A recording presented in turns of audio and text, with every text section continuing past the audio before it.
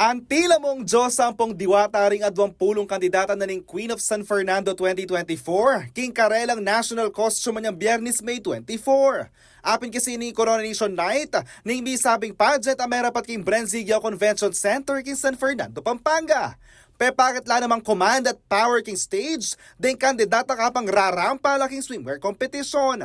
Meet muna namang elegancing bengyan ng lumuwal no ring Queen of San Fernando candidates ang may susunod imala na obra rin ko Pampangan designers para king evening gown competition.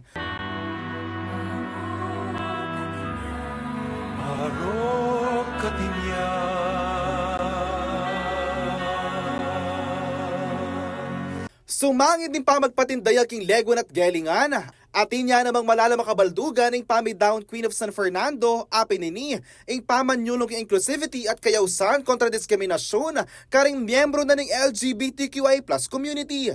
Of course, I have the confidence to stand alone, the courage to make tough decisions, and the compassion to listen to the needs of others. I am a true representation of a modern and empowered queen, and I am willingly excited to back the color of San Fernando. Thank you very much. And on the other hand, I will use this crown of Queen of San Fernando to serve a thing of hope and chance to amplify our voice to be heard and to become worthy for what we are fighting for. Of course, I and we are invincible. We stand in this stage with our unique inner strength. We are not just a queen, because we are more than a queen. I'm a queen who overcome challenges.